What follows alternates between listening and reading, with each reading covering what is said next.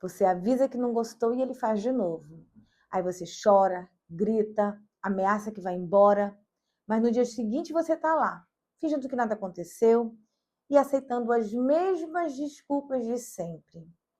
Pare de achar que o seu parceiro não te respeita porque ele é ruim ou uma pessoa distraída. A verdade dura que você precisa encarar hoje é que homem vai até onde a mulher deixa. E os seus limites atuais são apenas ameaças vazias que ele aprendeu a ignorar. Se você sente que a sua palavra não tem peso e que você precisa engolir sapo todos os dias para poder manter o seu relacionamento de pé, o problema não é a falta de caráter dele, é a falha na sua engenharia da identidade. E hoje nós vamos entender a raiz invisível que te impede de se posicionar e como você vai aprender a colocar limites que funcionam de verdade. Seja muito bem-vinda. Eu me chamo Cessa Viana e você está no canal Engenharia da Identidade. Quando uma mulher se percebe sendo desvalorizada, ignorada ou pisada dentro de um relacionamento, a reação natural dela é focar no comportamento do companheiro e tentar convencê-lo a mudar pelo cansaço. Só que quanto mais você reclama, mais ele te enxerga como uma mulher chata e menos ele te escuta. O papel da psicanálise clínica não é ensinar você a brigar melhor, mas sim te fazer enxergar o modus operandi da sua própria postura.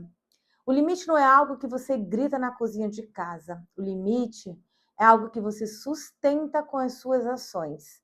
Se você fala que não vai aceitar uma atitude dele, mas continua dormindo na mesma cama e fingindo que está tudo bem, você está ensinando a ele que o seu desrespeito não tem consequências. Você aprendeu a associar o limite à rejeição. E é essa fiação que nós precisamos consertar hoje. Para compreender a engrenagem profunda que paralisa a sua capacidade de se posicionar, o psiquiatra Eric Berne desenvolveu a teoria dos jogos psíquicos. Berne explica que as interações humanas muitas vezes funcionam como jogos inconscientes, onde as pessoas assumem papéis rígidos para alimentar dinâmicas disfuncionais. Os modos operantes desse jogo que você está jogando funciona na base da reclamação inútil e você assume o papel da perseguidora, que cobra, que briga, e o parceiro ele assume o papel da vítima incompreendida, que se afasta. E esse ciclo se repete porque o seu inconsciente tem medo de aplicar um limite real e definitivo. A sua mente prefere manter o jogo da reclamação, que é desgastante, mas previsível, do que bancar a dor de estabelecer uma fronteira firme e encarar a reação do outro. Você usa o grito para disfarçar a sua total falta de autoridade emocional. As raízes desse modus operandi está escondido em um conceito da psicologia comportamental chamada de desamparo aprendido. Se na sua infância você cresceu em um ambiente onde as suas vontades eram invalidadas, onde você não tinha o direito de dizer não, ou onde expressar a sua insatisfação gerava punição, silêncio punitivo ou agressividade física dos seus pais, a sua fiação infantil registrou uma mentira perigosa. A sua mente gravou que se impor é sinônimo de perder amor. Você desenvolveu a crença de que é impotente para mudar a sua realidade. Hoje, na vida adulta, quando o homem cruza uma linha de desrespeito com você, o seu cérebro reativa o medo daquela menininha que achava que ia ser abandonada se reclamasse. Você encolhe a sua identidade e aceita o abuso porque o seu mapa mental diz que o preço de colocar um limite é a solidão absoluta. Existe também um mecanismo neurobiológico muito severo que reforça essa sua dificuldade de se posicionar. Quando você passa anos tolerando pequenos desrespeitos diários, o seu cérebro entra em um estado crônico de sobrecarga alostática, o que deforma o funcionamento da sua amígdala cortical. O modus operandi do seu sistema nervoso fica condicionado a evitar o confronto a qualquer custo para economizar energia e garantir uma falsa sensação de segurança. Para não enfrentar a ansiedade avassaladora e o pico de cortisol que a discussão causaria, a sua mente ativa a dissonância cognitiva e minimiza a gravidade do que o homem fez. Você diz a si mesma que não foi nada demais, que ele estava só estressado ou que você é muito exigente. O seu corpo sabota a sua boca para poder manter a paz artificial do ambiente, mesmo que essa paz custe a destruição diária da sua autoestima. Deixa eu te mostrar como que esse mecanismo de negação e falta de limite se materializa de forma muito clara no seu dia a dia. Pense em uma situação onde você combinou com o seu parceiro que ele te avisaria se caso ele fosse se atrasar para o jantar. O horário passa, ele não avisa, não responde às suas mensagens e chega 2 horas depois, agindo como se nada tivesse acontecido.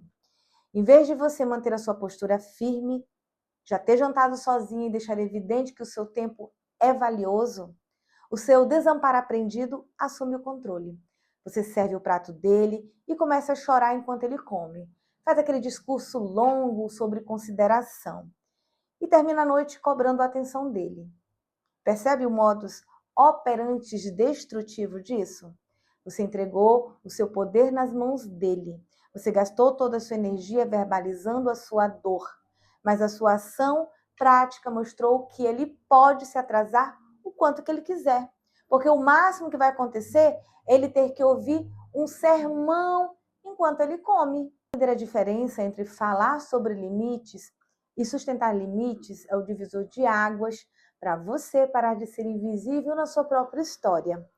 Eu me chamo Ceissa Viana, eu sou terapeuta e sou mentora, criadora do método, a engenharia da identidade. E se esse vídeo, esse conteúdo está tocando na sua ferida e clareando o porquê de você se sentir tão esgotada, eu quero te fazer um pedido estratégico agora. Deixa o seu like aqui nesse vídeo, se inscreva no canal.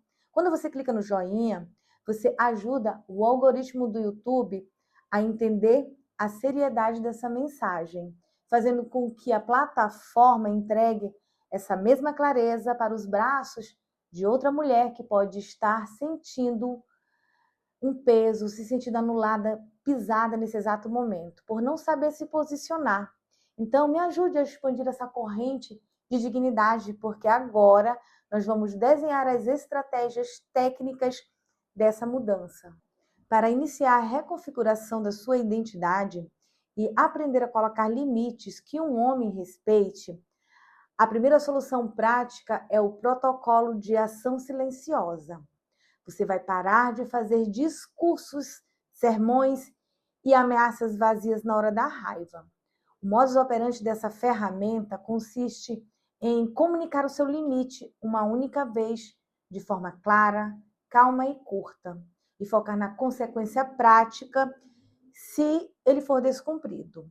Se você avisou que não aceita grosseria na hora da discussão, então no momento que ele alterar o tom de voz, ficar grosso, você não vai gritar de volta, você vai simplesmente se levantar, sair do ambiente ou pegar as suas coisas e ir embora. Não dê explicações, deixe que o silêncio da sua ausência e o peso da sua retirada desenhe o tamanho do desrespeito dele para com você. O respeito nasce quando o outro percebe que a sua presença tem um preço e que a sua partida é real.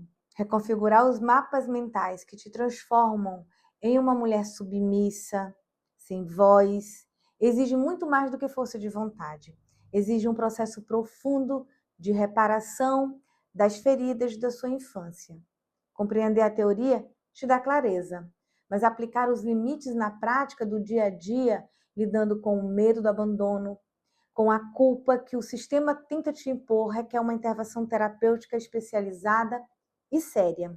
E se você percebe que a teoria está fazendo sentido para você, mas o seu corpo trava na hora de agir, permita-se receber um suporte clínico estruturado.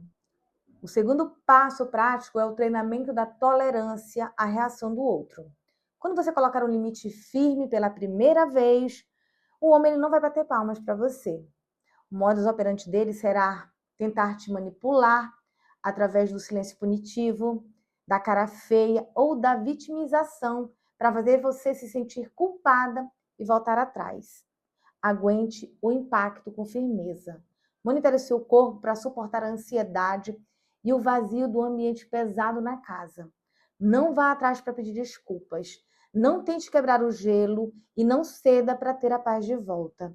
Se você ceder no momento da cara feia dele, você valida a manipulação e ensina que o limite da sua dignidade dura apenas algumas horas de cara amarrada. A terceira estratégia fundamental é o mapeamento do custo do seu sim. Você vai passar a monitorar todas as vezes que você disser um sim para o seu parceiro, que significa um não violento para você mesma. Se você está exausta e ele quer que você faça algo que é da responsabilidade dele, diga não. Se você não quer ir a um lugar, posicione-se. O modus operandi da mulher protagonista exige entender que o não que você diz para o outro é o escudo protetor da sua própria saúde mental. Pare de mendigar aprovação sendo uma mulher excessivamente boazinha e disponível.